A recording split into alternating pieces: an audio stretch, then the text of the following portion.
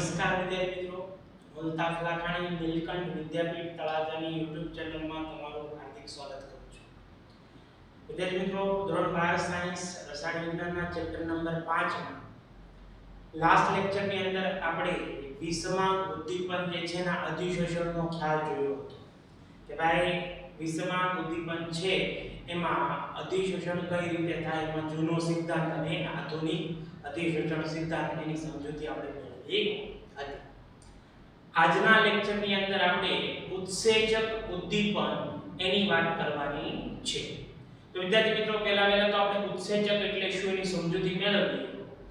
તો પ્રક્રિયાઓ છે બે પ્રકારની હોય. એક હોય છે રાસાયણિક પ્રક્રિયાઓ અને એક હોય છે જૈવ રાસાયણિક પ્રક્રિયાઓ. જૈવ રાસાયણિક પ્રક્રિયાઓ એટલે કે એવી પ્રક્રિયાઓ કે જે સજીવોની અંદર થતી રાસાયણિક પ્રક્રિયાઓ હોય છે. કે ભાઈ સજીવોમાં જે કાંઈ રાસાયણિક પ્રક્રિયાઓ થતી હોય છે એને આપણે જૈવ રાસાયણિક પ્રક્રિયાઓ કહીએ છીએ. તો ઉત્સેચક એટલે બીજું કાંઈ નહીં, એક પ્રકારના ઉદ્દીપક જ હોય છે. ઉદ્દીપક શું હોય કે ભાઈ એ રાસાયણિક પ્રક્રિયાનો વેગ વધારે છે. ઉત્સેચક એટલે કે ભાઈ એ જૈવ રાસાયણિક પ્રક્રિયાનો વેગ વધારે છે. તો ઉત્સેચકની આપણે વાત કરીએ તો એની વ્યાખ્યા કરીએ પહેલા કે ભાઈ એની વ્યાખ્યા કઈ એવી થાય કે ભાઈ જૈવ રાસાયણિક ક્રિયાઓ, બરોબર છે ભાઈ, કે ભાઈ સજીવોમાં થતી રાસાયણિક પ્રક્રિયાઓ જેને જૈવ રાસાયણિક ક્રિયા કહીએ, એમાં ઉદ્દીપકનું કામ કરે. ઉદ્દીપકનું કામ શું હોય કે ભાઈ પ્રક્રિયાનો વેગ વધારે છે. તો ઉદ્દીપકનું કાર્ય કરતા પદાર્થો હોય એને ઉત્સેચક કહે છે. અને આવી જે જૈવ રાસાયણિક પ્રક્રિયા હોય કે જેમાં ઉદ્દીપકનું કામ થયું છે, જેનો વેગ વધ્યો છે, એવી પ્રક્રિયાઓને ઉત્સેચક ઉદ્દીપન કહેવામાં આવે છે. આપણને સવાલ થાય કે ભાઈ ઉત્સેચકો છે એ શેના બનેલા હોય, બરોબર છે? તો ઉત્સેચકો જે છે મોટાભાગે કાર્બનિક સંયોજનો હોય છે. કેવા સંયોજનો હોય છે? કાર્બનિક સંયોજનો હોય છે. પરંતુ એવા કાર્બનિક સંયોજનો કે જે નાઇટ્રોજન ધરાવે છે. શું ધરાવે છે? નાઇટ્રોજન. મોટા ભાગના ઉત્સેચકો છે એ નાઇટ્રોજન યુક્ત જે છે હોય છે. એવું કહેવાય છે વિદ્યાર્થી મિત્રો કે આ જે ઉત્સેચકો છે એ એક પ્રકારના જૈવિક પોલિમર છે. શું છે? જૈવિક પોલિમર. પોલિમર વિશે થોડી ઘણી તમને સમજ હશે કે ભાઈ એ એક પ્રકારના વિરાટ અણુઓ હોય કે જે નાના અણુઓ જોડાય અને એક બહુ ખૂબ વિશાળ અણુઓ બનતા હોય છે, જેને પોલિમર કહીએ, બરોબર છે? તો આ જૈવિક પોલિમરનો અર્થ એવો થાય કે ભાઈ એ જૈવિક જે છે એ વિરાટ અણુઓ હોય છે. મતલબ કે એ જે જૈવિક અણુઓ હોય છે એ નાના જૈવિક અણુઓ જોડાય અને મોટા જે છે જૈવિક અણુઓ બનાવતા હોય છે. એમાંનો જે અગત્યનો જે જૈવિક અણુ છે એ છે પ્રોટીન છે, બરોબર છે? તો પ્રોટીન છે એ ખાસ પ્રકારના ઉત્સેચકનું કામ કરતા હોય છે કે જે ઘણા બધા જે છે એ અણુઓ જોડાય અને પ્રોટીનની રચના બનાવે અને મોટાભાગના ઉત્સેચકો પ્રોટીનના બનેલા હોય છે. એવું કહેવાય છે કે આ એટલા મોટા હોય છે, ઉત્સેચકો એટલા વિશાળ હોય છે, વિરાટ હોય છે કે જેનું અંદાજિત વજન જે કહીએ આપણે, જેનો અણુભાર કહીએ, એ 15000 થી લઈને 1 લાખ ગ્રામ પર મોલ જેટલો હોય છે, બરાબર છે? પછી આપણે એની બીજી વાત કરીએ કે ભાઈ આ જે છે ઉત્સેચકો છે તો એ વેગ વધારવાનું કામ કરે. તો એ જૈવ રાસાયણિક ક્રિયાનો વેગ જે છે એ 10 થી લઈને 8 થી લઈને 10 થી લઈને 20 ગણો એનો વેગ વધારી શકે છે. તો આ જે છે જે ઉત્સેચકોની સામાન્ય સમજૂતી હતી. હવે આપણે જે છે આપણો સવાલ હતો કે ભાઈ ઉત્સેચક ઉદ્દીપન એટલે શું, એની સમજૂતી મેળવી. હવે ઉદાહરણ દ્વારા જે છે આપણે એની માહિતી જોવાની છે. તો જોઈએ આપણે એના કેટલાક ઉદાહરણો. તો વિદ્યાર્થી મિત્રો, તમે 10મા ધોરણની અંદર જે છે એ આથવણ પદ્ધતિ ભણી ગયા છો. એમાં તમે સુક્રોઝ માંથી જે છે એ ઇથેનોલ ની બનાવટ જે છે આથવણ પદ્ધતિથી ભણ્યા છો.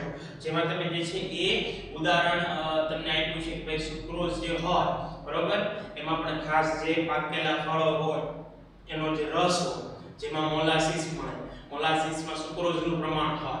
પછી આપણે એમાં આથો લાવવા માટે ઈસ્ટ નામના બેક્ટેરિયા નાખીએ. હવે ઈસ્ટ નામના બેક્ટેરિયા હોય એની અંદર બે પ્રકારના ઉત્સેચકો હોય છે. એક હોય છે ઇન્વર્ટેજ અને એક હોય છે ઝાયમેસ, બરોબર છે?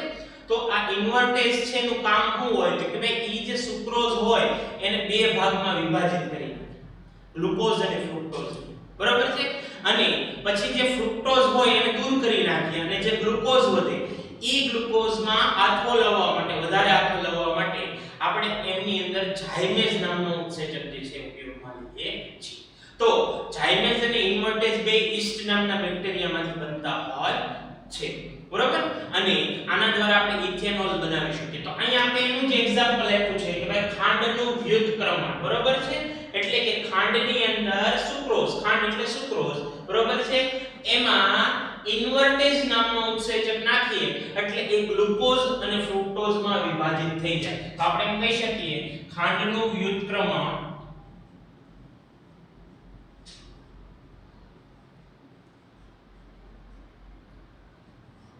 ઇન્વર્ટેજ નામના ઉત્સેચક વડે કરતા ગ્લુકોઝ અને ફ્રુક્ટોઝ મળે છે.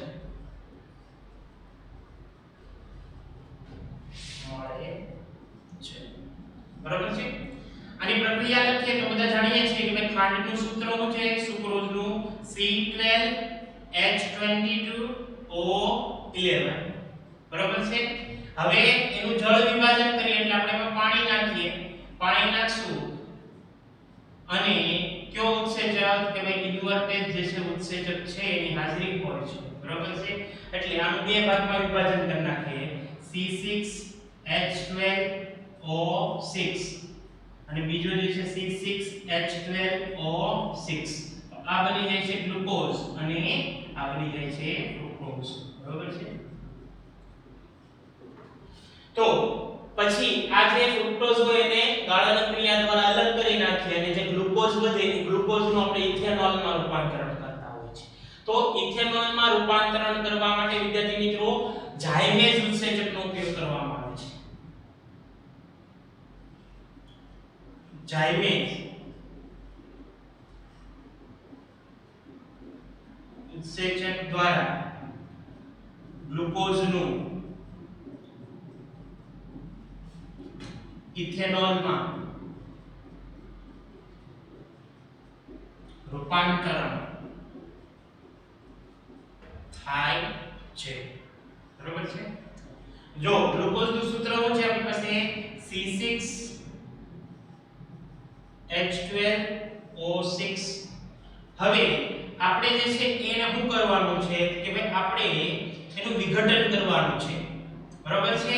એને થોડી ઘણી ગરમી આપી આપણે કયા ઉત્સેચકની હાજરીમાં? ઝાયમેઝ, બરાબર?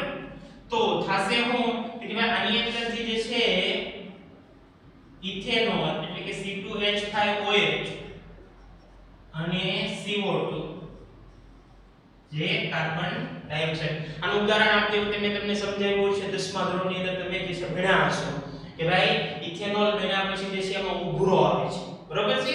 ઉભરો જે છે એ કાર્બન ડાયોક્સાઇડનો હોય છે. તો આવી રીતે આપણે એમ કહી શકીએ કે ભાઈ ખાંડ છે એમાંથી ઇથેનોલ બનાવવો હોય તો એમાં ઇન્વર્ટેજ અને ઝાયમેઝ નામના ઉત્સેચકની જરૂર પડે છે. તો આથો લાવવાની ક્રિયા કહેવાય છે, બરોબર? તે તમે ભણી ચૂક્યા હશો. પછી એક બીજું એક્ઝામ્પલ છે વિદ્યાર્થી મિત્રો સ્ટાર્ચનું માલ્ટમાં એટલે કે માલ્ટોઝમાં પરિવર્તન, બરોબર છે? તો આ જે છે સ્ટાર્ચનું માલ્ટોઝમાં જે પરિવર્તન છે એ ડાયાસ્ટેજ નામના જે છે એ ઉત્સેચકની મદદ વડે જે છે પરિવર્તન શક્ય છે. તો આપણે એમ કહી શકીએ ડાયાસ્ટેજ નામના ઉત્સેચક વડે સ્ટાર્ચનું માલ્ટોઝમાં રૂપાંતરણ અથવા પરિવર્તન થાય છે, બરોબર છે?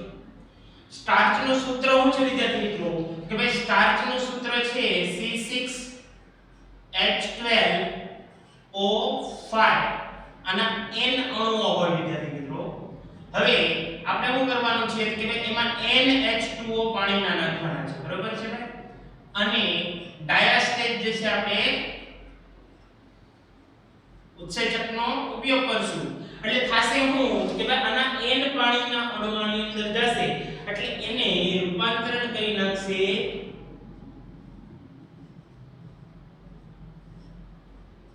માલ્ટોઝ. આ માલ્ટોઝ નું સૂત્ર છે C12H22O11. તો આપણે એમ કહી શકીએ કે ભાઈ આ જે છે સ્ટાર્ચ છે એમાં અસંખ્ય પાણીના અણુઓ આપણે ડાયાસ્ટેજ ઉત્સેચકની હાજરીમાં ક્રિયા કરાવીએ જળ વિભાજન તો આપણને માલ્ટોઝ મળે છે. પછી એની પછીનું એક એક્ઝામ્પલ છે વિદ્યાર્થી મિત્રો, માલ્ટોઝ નું ગ્લુકોઝમાં પરિવર્તન. તો આ માલ્ટેઝ નામના જે છે ઉત્સેચકની મદદ વડે જે છે આપણે એ પરિવર્તન કરી શકીએ છીએ. તો આપણે કહી શકીએ માલ્ટેઝ નામના ઉત્સેચક વડે માલ્ટોઝનું ગ્લુકોઝમાં રૂપાંતર થાય છે, બરાબર છે. તો આમાં પ્રક્રિયા કંઈક એવી છે કે આમાં માલ્ટોઝ લઈએ આપણે C12H22O11, બરાબર છે, એના n અણુઓ લઈએ આપણે, બરાબર છે, એમાં આપણે NH2O નાખી દઈએ કોની હાજરીમાં કે માલ્ટેઝ ઉત્સેચકની હાજરી. તો આપણને જે છે એ ગ્લુકોઝના C6H12O6 કે ભાઈ ગ્લુકોઝના અસંખ્ય અણુઓ આપણને મળે છે. તો માલ્ટોઝમાંથી ગ્લુકોઝમાં પરિવર્તન માલ્ટેઝ નામના ઉત્સેચક વડે કરી શકાય છે. પછી વિદ્યાર્થી મિત્રો આ ઉદાહરણથી ઘણા બધા વાકેફ છો કે ભાઈ યુરિયા છે એનું જળ વિભાજન કરો એમાં આપણે પાણી નાખો તો એમોનિયા અને કાર્બન ડાયોક્સાઇડ મળે છે, બરાબર. ખેતરની અંદર મોટાભાગના જે ખાતરો હોય છે, બરાબર, તો એની અંદર આપણે યુરિયાનો ઉપયોગ કરીએ છીએ. હવે થાય શું કે ભાઈ આપણે જે છે એ ખાતર નાખ્યા પછી એમાં પાણી નાખીએ એટલે જે યુરિયા હોય એમાંથી એમોનિયા છૂટો પડે અને આ એમોનિયા જે છે આપણા ખાતરની ફળદ્રુપતા માટે ખૂબ જ સારો હોય છે કે ભાઈ જે છે ખેતરની જે ફળદ્રુપતા છે એમને સારું કરે છે. તો યુરિયા છે એનું જળ વિભાજન થઈ અને એમોનિયા આપણને મળે છે. તો આ જે છે એ યુરેઝ નામના ઉત્સેચકની મદદ વડે જે છે કાર્ય કરે છે. તો આપણે કહી શકીએ યુરેઝ નામના ઉત્સેચક વડે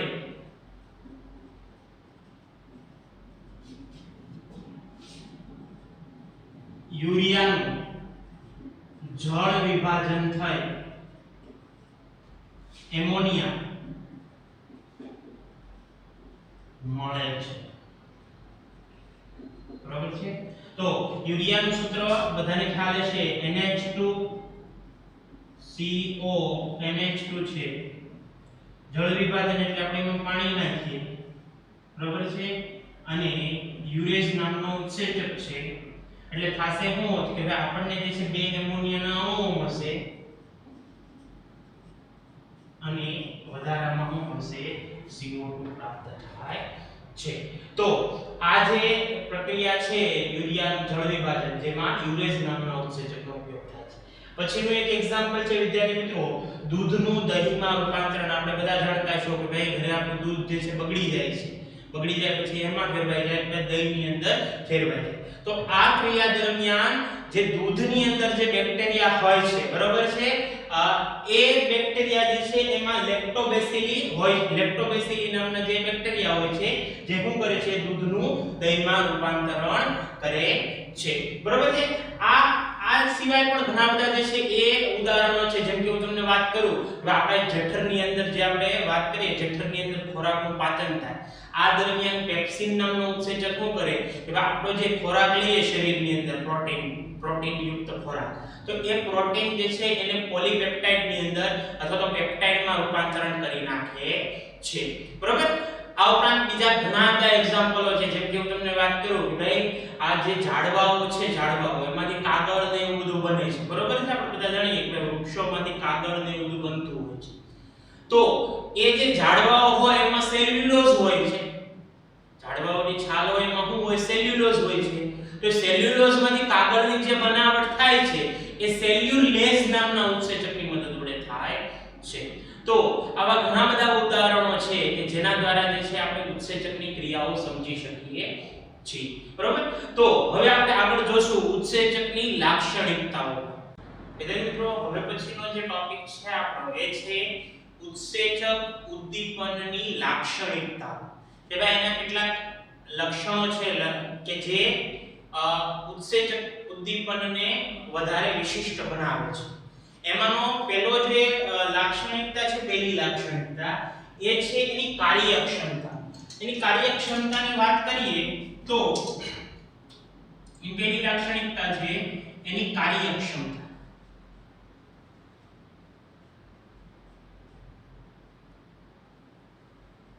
તો એવું કહેવાય કે ભાઈ ઉત્સેચક જે હોય એનો એક અણુ હોય ને એ પ્રક્રિયકના 10 લાખ અણુઓનું પરિવર્તન કરી શકે છે કે ભાઈ એક ઉત્સેચક 10 લાખ અણુઓ છે એને ક્રિયા કરવા માટે એક સક્ષમ છે એમ કહી શકીએ તો કહી શકીએ ઉત્સેચકનો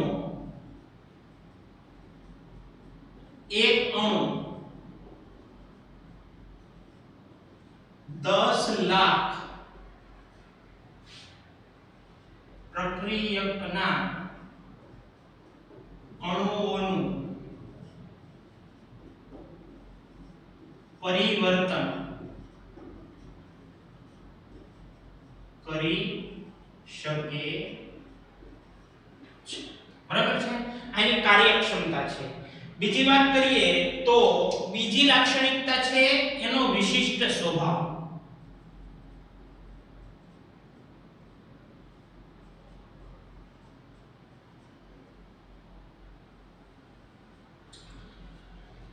વિશિષ્ટ સ્વભાવ એટલે કે કોઈ પણ જૈવ રાસાયણિક પ્રક્રિયા માટે એનો એક લાક્ષણિક ઉત્સેચક જ હોય છે એનો મતલબ કે ભાઈ એક જૈવ રાસાયણિક પ્રક્રિયા માટે એક જ ઉત્સેચક કાર્ય કરે છે હવે એ ઉત્સેચક કોઈ બીજી જૈવ રાસાયણિક ક્રિયા જે છે એ કરી શકશે નહીં આપણે હમણાં એક્ઝામ્પલ જોયું હતું કે ભાઈ યુરિયા છે જળ વિભાજન કરો તો એમોનિયા મળે તો એ ઉત્સેચક હતો યુરેઝ હવે યુરેઝ જે છે એ યુરિયા જે એમાઇડ સમૂહ ધરાવે છે NH2CONH2 જેને એમાઇડ કહીએ CONH2 સમૂહને એમાઇડ કહેવાય હવે એ બીજા એમાઇડ સંયોજનો છે એના જળ વિભાજન માટે યુરેઝ છે એ કાર્ય કરી શકશે નહીં એ માત્ર યુરિયા માટે જ કાર્યક્ષમ છે તો આપણે કહી શકીએ કોઈ પણ પ્રક્રિયા માટે કોઈ ચોક્કસ ઉત્સેચક જ હોય છે હવે એ ઉત્સેચક એ બીજી કોઈ ક્રિયા માટે જે છે કાર્યક્ષમ હોતો નથી ઓલા જેવું છે કે ભાઈ તાળું હોય ને તાળું એની માટે એક ચોક્કસ ચાવી જ હોય હવે ઈ ચાવીથી આપણે બીજા તાળા ન ખોલી તો દરેક તાળા માટે એક ચોક્કસ ચાવી હોય છે એવી રીતે દરેક પ્રક્રિયા માટે એક ચોક્કસ ઉત્સેચક હોય છે તો વિશિષ્ટ સ્વભાવમાં કહી શકીએ દરેક જૈવ રાસાયણિક પ્રક્રિયાઓ માટે એક ચોક્કસ ઉત્સેચક હોય છે આ ઉત્સેચક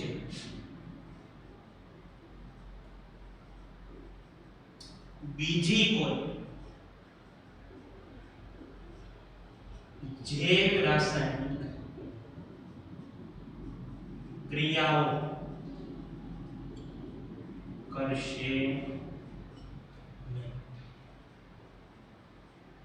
બરાબર છે તો આ એની બીજી લાક્ષણિકતા હતી. ત્રીજી લાક્ષણિકતા છે એ છે અનુકૂલન તાપમાન.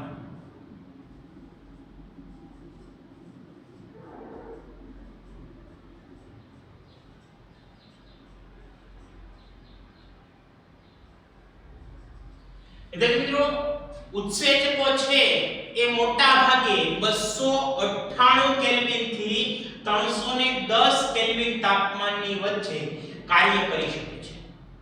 એનો મતલબ 25 ડિગ્રી સેલ્સિયસ તાપમાનથી લઈને 37 ડિગ્રી સેલ્સિયસ તાપમાનની વચ્ચે એ ઉત્સેચકો સારી કાર્યક્ષમતા દર્શાવે છે.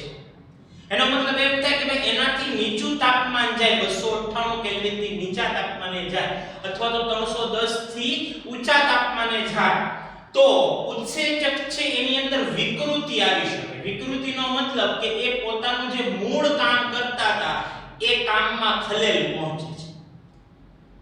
શરીરની અંદર ઘણા બધા ઉત્સેચકો શરીરની વિવિધ ક્રિયાઓ કરતા હોય છે, પરંતુ આપણે બધા જાણીએ કે આપણને તાવ આવે ત્યારે આપણા શરીરનું તાપમાન વધી જાય છે. હવે માનવ શરીરનું તાપમાન કેટલું હોય? 37 ડિગ્રી સેલ્સિયસ હોય છે, એટલે 310 કેલ્વિન.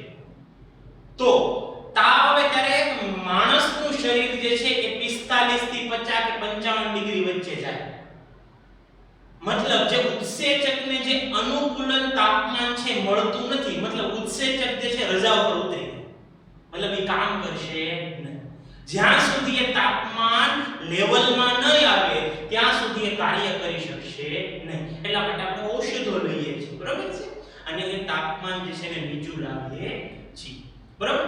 તો આવી રીતે આપણે કહી શકીએ કે ભાઈ અનુકૂલન તાપમાન હોય એમાં જ ઉત્સેચક કામ કરે છે, એનાથી નીચું કે એનાથી ઊંચા તાપમાને એ કાર્ય કરતા નથી. તો લખી શકીએ અહીંયા કે ઉત્સેચકો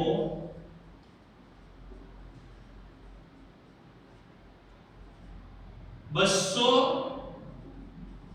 98 થી 310 કેલ્વિન એટલે કે 25 ડિગ્રી સેલ્સિયસ થી 37 ડિગ્રી સેલ્સિયસ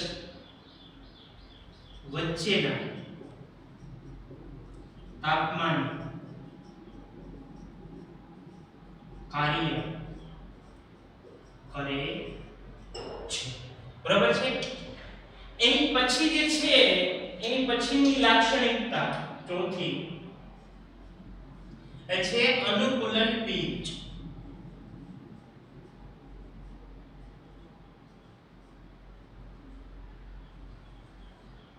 પીએચ એટલે શું?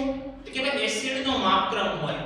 ભાઈ આપણા શરીરની અંદર ખોરાકના પાચન માટે જે છે એસિડની બનાવટ થતી હોય છે, અથવા એમ કહી શકીએ કે કોઈ પણ રસાયણ હોય અથવા કોઈ પણ દ્રવ્ય હોય, કોઈ પણ પદાર્થ હોય, એની કાંઈક ચોક્કસ પીએચ હોય, બરાબર છે. તો આ જે પીએચ છે એ એસિડનો માપક્રમ દર્શાવે છે. જો પીએચ ઓછી હોય 7 કરતા તો એસિડિક કહેવાય, અને 7 કરતા વધારે હોય તો એ બેઝિક કહેવાય. તો ઉત્સેચકો છે એ 5 થી લઈને 7 પીએચ ની વચ્ચે સારું કાર્ય કરે છે.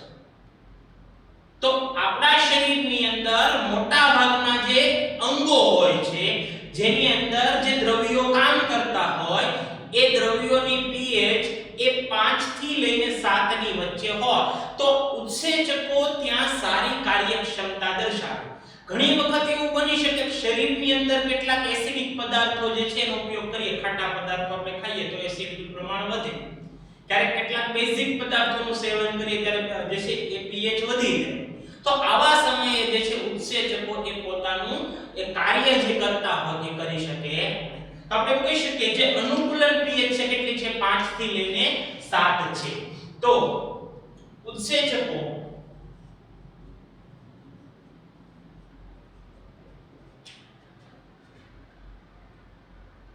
શરીરમાં 5 થી 7 pH વચ્ચે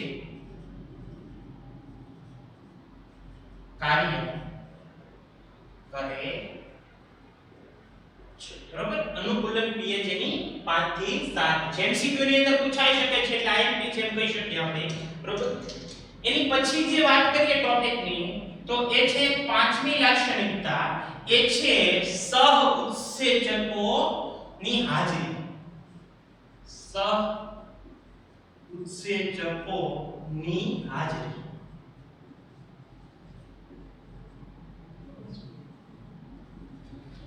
વિદ્યાર્થી મિત્રો મેં તમને ઉદ્દીપક અથવા તો ઉદ્દીપનનો ટોપિક સમજાવ્યો ત્યારે એક જે છે વ્યાખ્યા આવી હતી પ્રવર્ધકો. પ્રવર્ધકો માટે આપણે એમ કીધું હતું કે ભાઈ ઉદ્દીપક છે એની સક્રિયતામાં વધારો કરે, આસિસ્ટન્ટનું કામ કરે. બરાબર? કોઈ વ્યક્તિ કામ કરતો હોય પોતે આસિસ્ટન્ટ રાખી દે તો એનું કામ શું થઈ જાય? સરળ થઈ જાય, એના કામમાં મદદરૂપ થાય. બરોબર છે? તો સક્રિયતા વધારવા માટે, ઉદ્દીપકની સક્રિયતા વધારવા માટે જે પદાર્થો હતા એને પ્રવર્ધકો કીધા હતા. સેમ વ્યાખ્યા અહીંયા છે, પણ અહીંયા ઉદ્દીપકની જગ્યાએ ઉત્સેચક લેવાનું છે. તો ઉત્સેચકોની સક્રિયતા વધારનારા પદાર્થો એને કહેવાય છે સહ ઉત્સેચકો. બરોબર છે? તો શરીરની અંદર કેટલાક વિટામિન છે, vitamin A, B, C, D, E આ બધા જે છે આપણે જાણીએ છીએ પ્રકાર. તો આ બધા જે વિટામિન હોય છે એ શું કરે છે કે ભાઈ એ ઉત્સેચકો છે એના આસિસ્ટન્ટનું કામ કરે છે, એના સહ ઉત્સેચકનું કામ કરે છે કે જેની સક્રિયતા વધારે છે. તો આપણે અહીંયા લખી શકીએ સહ ઉત્સેચકો એ ઉત્સેચકો ની સક્રિયતા વધારતા બિન પ્રોટીન સંયોજનો હોય છે. બિન પ્રોટીન સંયોજનોમાં પણ જે જાણીતું છે એ છે વિટામિન.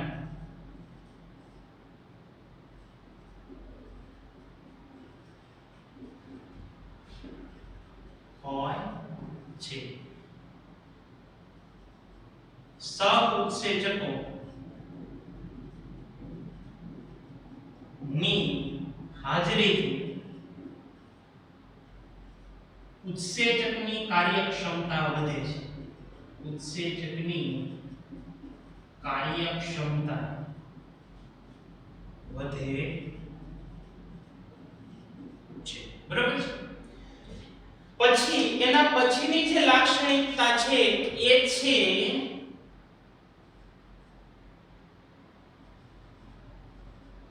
વિષ અથવા તો ઉત્સેચકીય વિષ.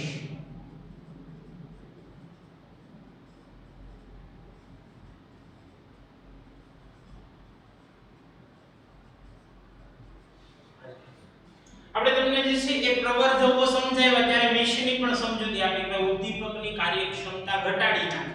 બરાબર? એવા પદાર્થો હોય એ શું કરે કે ભાઈ એને આપણે વિષ કહીએ છીએ, ઝેર કહીએ. બરાબર? તો ઉત્સેચકની જે છે ક્રિયા અથવા તેની સક્રિયતા ઘટાડનારા પદાર્થો એને કહેવાય છે ઉત્સેચકીય વિષ. તો શરીરની અંદર આપણે ઘણી વખત તમને ખ્યાલ હોય તો કેટલીક દવાઓ લઈએ તેની આડઅસર થાય. આડઅસર થાય એનો મતલબ શું કે ઔષધોની કામ શું હોય કે આપણને સાજા કરવા, પણ કેટલાક ઔષધો દવા લઈએ તો આપણે સાજા થવાની જગ્યાએ ઉલટા બીમાર પડી જાય.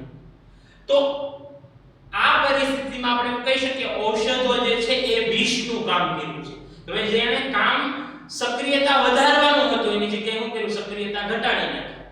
તો એવા સમયે એ વિષનું કામ કરે છે. તો આપણે કહી શકીએ કે ઉત્સેચકીય વિષ ની હાજરી એ ઉત્સેચકોની સક્રિયતા ઘટાડવાનું કાર્ય કરે છે. કેટલાક ઔષધો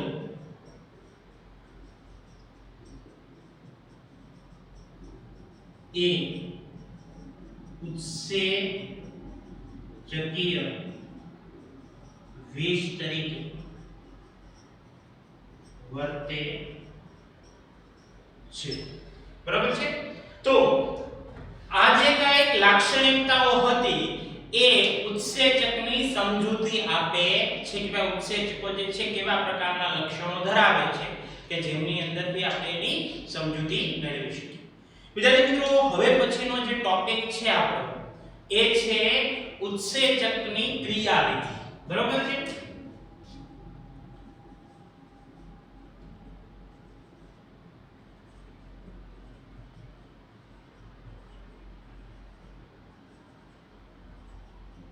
ક્રિયાવિધિ સમજાવો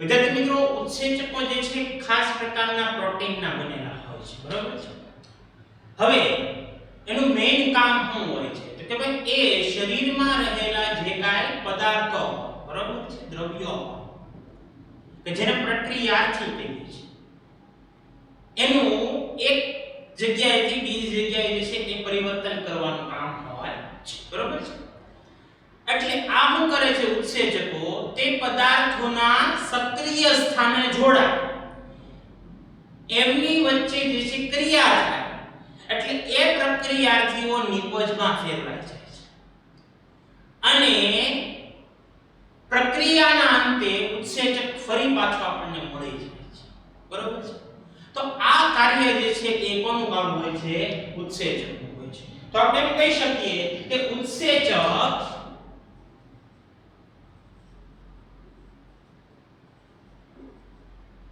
એ જૈવ રાસાયણિક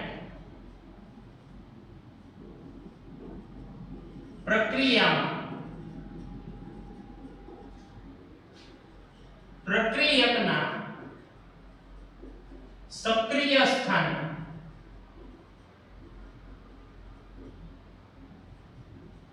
આ પ્રક્રિયક જે હોય ને એને પ્રક્રિયાર્થી કહે છે શું કહેવાય છે વિદ્યાર્થી મિત્રો પ્રક્રિયાર્થી અંગ્રેજીમાં એને સબસ્ટ્રેટ કહેવાય છે બરાબર છે ઉત્સેચકને અંગ્રેજીમાં એન્ઝાઇમ કહેવાય છે શું કહેવાય છે એને એન્ઝાઇમ બરાબર સક્રિય સ્થાને જોડાય છે અને એક મધ્યવર્તી નિપજ આપે છે તો આપણે કહી શકીએ કે ધારો કે એક ઉત્સેચક લઈએ એન્ઝાઇમ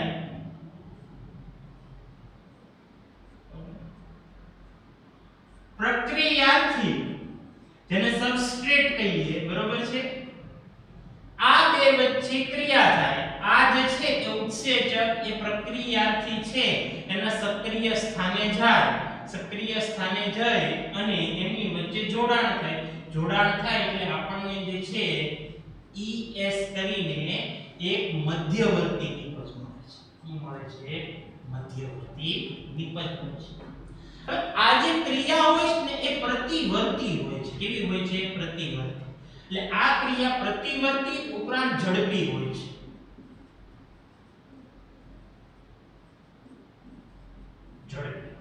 બરાબર છે હવે થાય છે હું બીજા તબક્કાની અંદર આમની વચ્ચે ક્રિયા થઈ છે ક્રિયા થાય એટલે આ જે સબસ્ટ્રેટ હોય એ નિપજમાં પરિવર્તિત થાય બરોબર છે એટલે નિપજમાં પરિવર્તિત થાય એટલે અંતે શું થઈ જાય કે એન્ઝાઇમ હતો એવો ને એવો આપણને પાછો મળી જશે તો આપણે એમ કહી શકીએ મધ્યવર્તી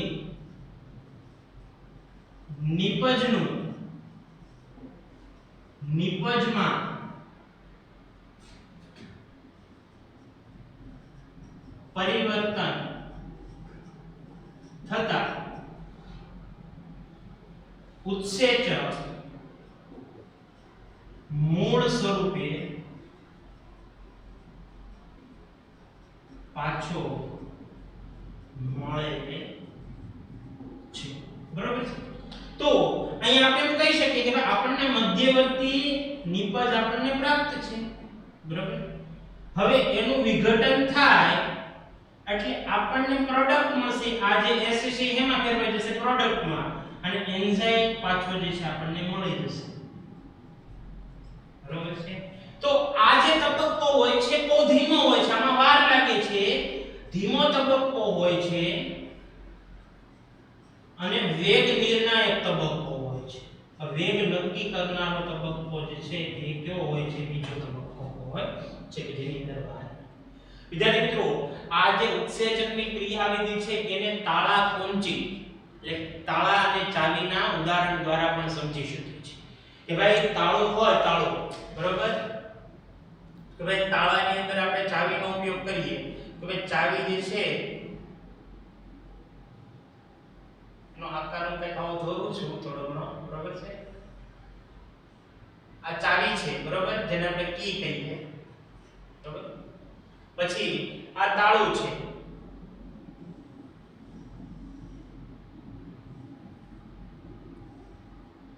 બરોબર. તાળાની અંદર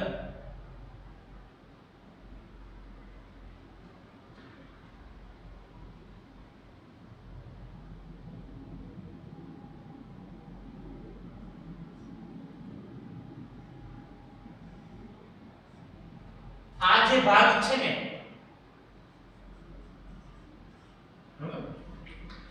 આ ભાગને સક્રિય સ્થાન કહેવાય. શું કહેવાય છે? સક્રિય સ્થાન.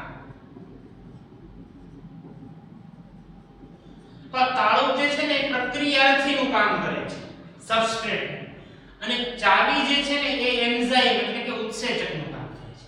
એટલે ઉત્સેચક શું થશે કે ભાઈ એ અહીંયા સક્રિય સ્થાને, સબસ્ટ્રેટના સક્રિય સ્થાને જોડાય. હવે જોડાઈ જશે એટલે અહીંયા આપણને મધ્યવર્તી નિપજ પ્રાપ્ત થાય.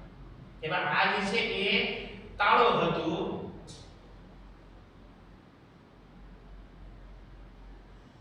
બરાબર છે, એના સક્રિય સ્થાને કોણ જોડાયેલું કે ભાઈ ચાવી છે, બરાબર છે. તો આ એન્ઝાઇમ છે એ સબસ્ટ્રેટના સ્થાને જોડાય, બરાબર છે. તો આ જે છે મધ્યવર્તી નિપજ પ્રાપ્ત છે. એમ સમજો કે ભાઈ ચાવીને આપણે તાળાની અંદર દાખલ કરી છે, બરાબર છે. એટલે હવે પછી આપણે શું કરીએ કે ભાઈ ચાવીને ફેરવીએ એટલે ઉપરનો લોક અને નીચેનો જે વિભાગ છે તે અલગ થઈ જાય. આપણે ઘણીવાર નોટિસ કરી હોય તાળું હોય કે નહીં, હવે ઉપરનો જે વિભાગ છે એ અલગ થઈ જાય, નીચેનો વિભાગ શું થઈ જાય? અલગ. તો આપણે એમ કહી શકીએ કે ભાઈ જેવું આપણે એન્ઝાઇમે પોતાનું કાર્ય કર્યું અને આ સબસ્ટ્રેટ છે બે ભાગમાં વિભાજન થયું, બે ભાગમાં વિભાજન થઈ જાય એટલે આ જે સબસ્ટ્રેટ જે છે એમાં આપણને પ્રોડક્ટ પ્રાપ્ત થઈ છે, બરાબર. આ સબસ્ટ્રેટ જે છે એનું બે ભાગમાં વિભાજન થઈ જાય છે, બરાબર. તો આ પ્રોડક્ટ મળે છે, આ પ્રોડક્ટ મળે છે, અને આવા સમયે આપણને જે આપણી ચાવી હોય છે વિદ્યાર્થી મિત્રો એ આપણને પાછી મળે છે. તો એન્ઝાઇમ આપણને પાછો મળી ગયો છે અને જે સબસ્ટ્રેટ હતો એ એમાં ફેરવાઈ ગયો, પ્રોડક્ટની અંદર ફેરવાઈ ગયો, નિપજમાં ફેરવાઈ ગયો. એટલે આપણે એમ કહી શકીએ તાળાકુંચી જે છે એની અંદર એ ઉત્સેચકની જે છે ક્રિયાવિધિ કામ કરે છે. કે ભાઈ જેમાં ઉત્સેચક છે ચાવીનું કામ કરે છે, તાળો જે છે એ પ્રક્રિયાર્થીનું કામ કરે છે, જે ચાવી છે એ પ્રક્રિયાર્થીના સક્રિય સ્થાને દાખલ કરે એટલે કે જેમ કી હોલ હોય એની અંદર દાખલ થાય. પછી આપણે ચાવી ફેરવીએ એનો મતલબ ઉત્સેચક ક્રિયાવિધિ કરે છે, પોતે કામ કરે છે એટલે મધ્યવર્તી નિપજ મળે. પછી જે છે તાળાનો ઉપરનો ભાગ અલગ થઈ જાય, નીચેનો ભાગ અલગ થઈ જાય, બરોબર. એટલે આપણને પ્રોડક્ટ મળી ગઈ, ચાવી પાછી આપણે કાઢી લઈએ, એ ચાવી જે ફરીવાર આપણે ઉપયોગ કરી શકીએ છીએ. તો આ હતું જે છે એ ઉત્સેચકની ક્રિયાવિધિ. આજનો લેક્ચર જે છે આપણે અહીંયા સુધી રાખશું. Thank you.